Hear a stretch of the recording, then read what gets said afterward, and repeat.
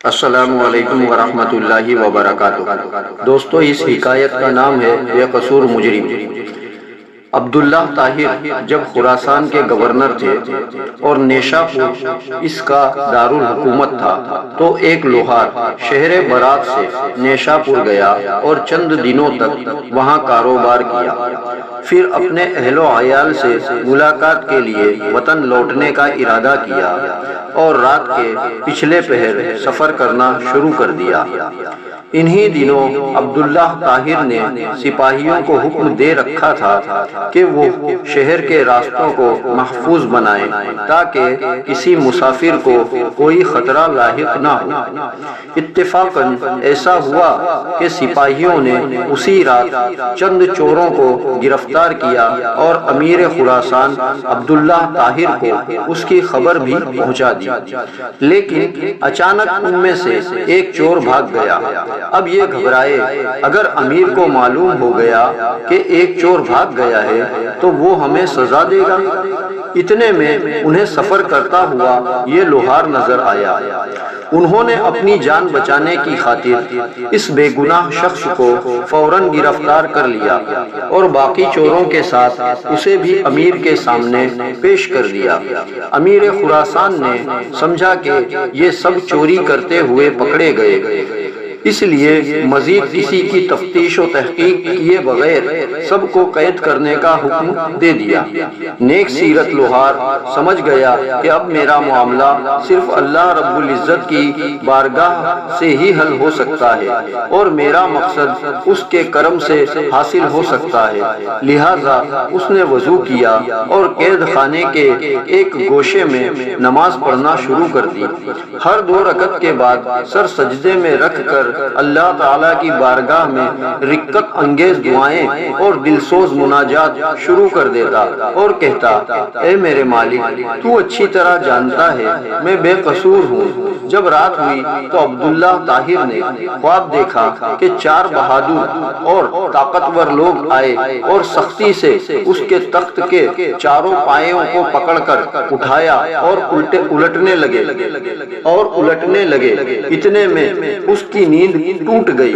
اس نے فوراً لا حول ولا قوت الا باللہ پڑھا، پھر وضو کیا اور اس احکم الحاکمین کی بارگاہ میں 2 رکعت نماز ادا کی جس کی طرف ہر شاہ و گدا اپنی اپنی پریشانیوں کے وقت رجوع کرتے ہیں۔ اس کے بعد دوبارہ سویا تو پھر وہی خواب دیکھا۔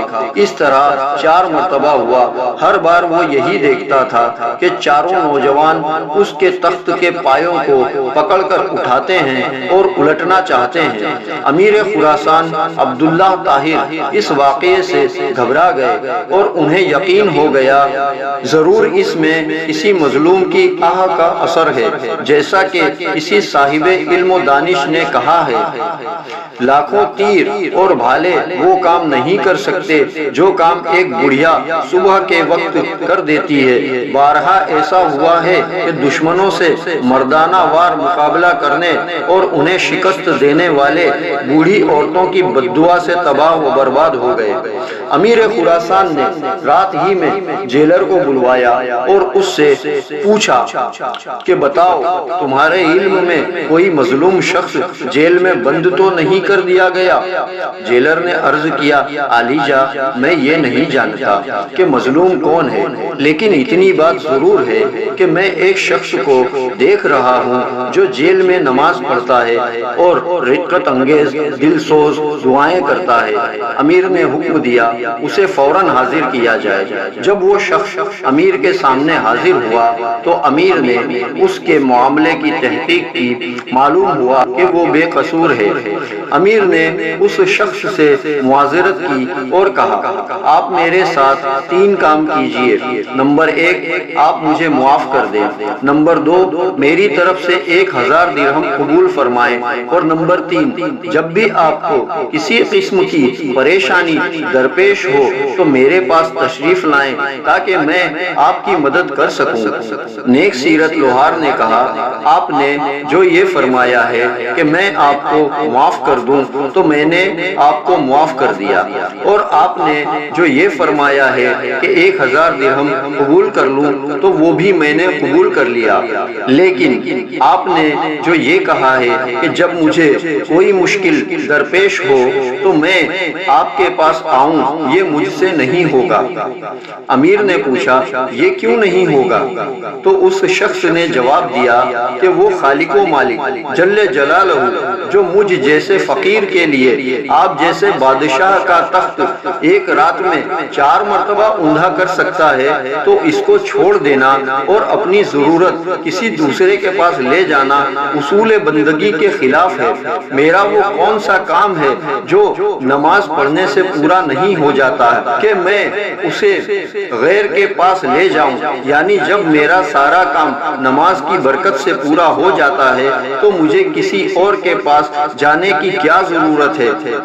سبحان اللہ۔ دوستو، اس واقعے سے یہ نصیحت ملتی ہے کہ ہمارا کوئی بھی کام، کیسا بھی کام آن پڑے، ہمیں چاہیے کہ ہم اللہ رب العزت کی بارگاہ میں فریاد کریں، مناجات کریں، آقا صلی اللہ علیہ وآلہ وسلم کے وسیلے سے دعا کریں، اور بے شک اللہ ہر شے پر قادر ہے، ان اللہ علی کل شیء قدیر۔ لیکن ہمارا حال کیا ہے کہ ہمارا کام نہیں چل رہا یا کوئی بھی پریشانی ہوتی ہے تو ہم لوگوں کے سامنے شکوے گلے کرتے ہیں، لیکن اللہ رب العزت کے سامنے ہم اپنی فریاد نہیں کرتے، اور یہی وجہ ہے کہ پھر اللہ رب العزت بھی ہمیں انہی کے آگے بھیج دیتا ہے، انہی کے حوالے کر دیتا ہے، جیسی ہم امید کرتے ہیں ویسا ہی پھر وہ کر دیتا ہے۔ اگر ہم سچے دل سے اللہ رب العزت کی بارگاہ میں رجوع کریں اور اس سے دعائیں مانگیں تو ایسا کون سا کام ہے جو میرا رب نہیں کر سکتا، وہ ذریعے بناتا ہے۔